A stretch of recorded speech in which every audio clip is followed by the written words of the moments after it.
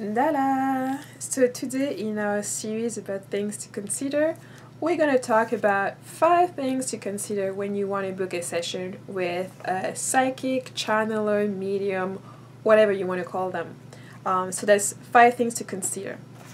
So the first one, and you're going to see this one's probably something you've seen on my other video on things to consider when you talk to a healer or when you talk to when you want to look for somebody to interpret your dream.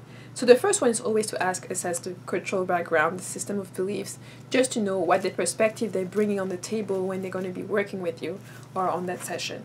So that was number 1. Number 2, number 1 is like, yes, to know their own cultural and system of belief, and also to know whether they've explored other system of belief and cultures.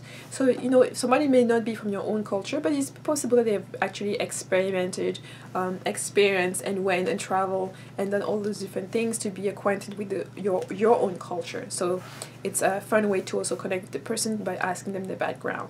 That was the first point. The second point is to ask them, how they became a psychic, a channeler, a medium, or how they discovered they had this ability.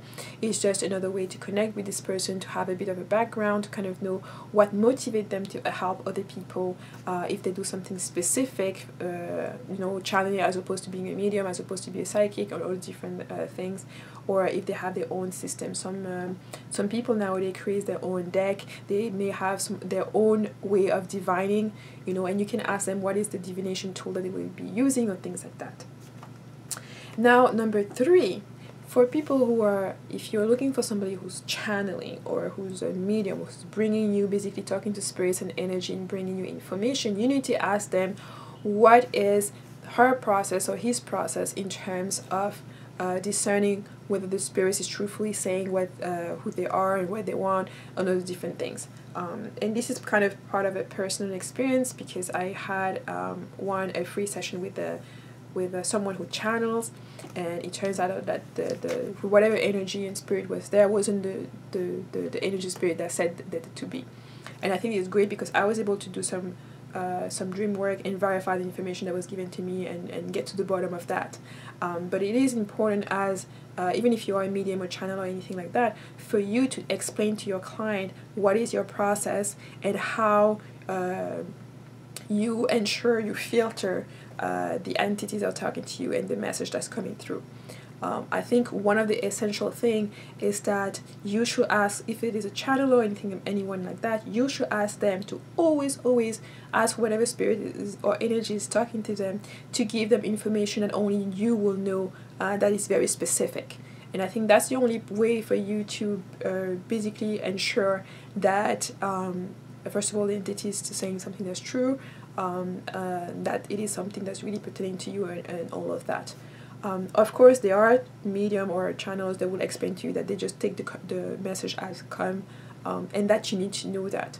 So anytime you have opportunities for the channel or the person to basically filter that message and provide you, before the message, provide you information that only you will know to confirm that the identity, where the message is coming from, before they give you the message or handle the message.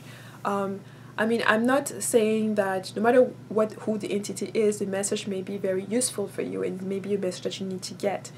For me, it's just to let you to have a better sense when they're saying that this message is coming from a past loved one, an ancestor, and what have you, so that you have some additional information for you to go by and not just a message, or not just because the person said so, unless the person explains to you how their session is working. And this is just something for you to consider if you are interested in knowing what the source of the message. But if you are more interested in just getting whatever message is coming to you and that person can offer, this point is going to be less important to you. And then 5 is to ask the channel or the person, and this goes to all of the other healers or dream interpreter, to ask them if they offers any packages.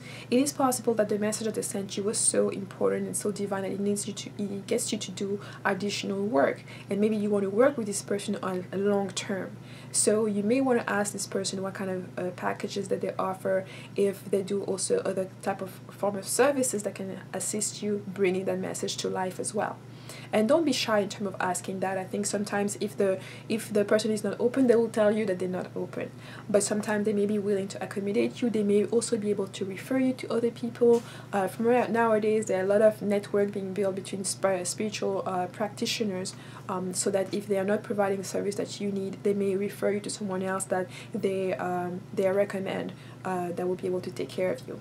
So don't ever shy away from asking long-term arrangements, different form of arrangements in terms of how you can compensate them, and whether they offer other services that maybe that may be of interest to you. And I know that sometimes healers or even spiritual practitioners are kind of shy away a little bit from advertising all of their services and saying everything that they do. So sometimes it's kind of up to you to kind of take that extra step. Sometimes they rather let the client tell them their need in order for them to adjust in terms of the toolbox that they have and tools that they can provide to assist you. So number one, make sure that you know the background of the person, that you connect with that person by asking them about their culture, to asking them about their own path. That will make you able to connect with them better and to know them better and connect and see if you want to work with them. Especially if you want to work with them long term, this may come into play in terms of just getting to know this person that you're going to. And then 3, make sure you have an understanding about how channeling works, what entities are there, asking whether there will be filters and things for you to know, so you can discern where the information is coming from, as well as whether the message is going to be useful for you.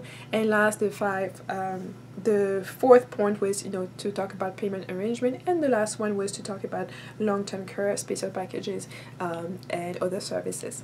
So I hope this video was helpful. Of course, if you have any questions, let me know. If not, you can tell me no. Also, have you had this kind of experiences before, of those questions that you've used before, or you wish you had known when you had sessions and you think they were useful? Or what are the other questions that you will ask a channeler, medium, or spiritual practitioner? Just write them below.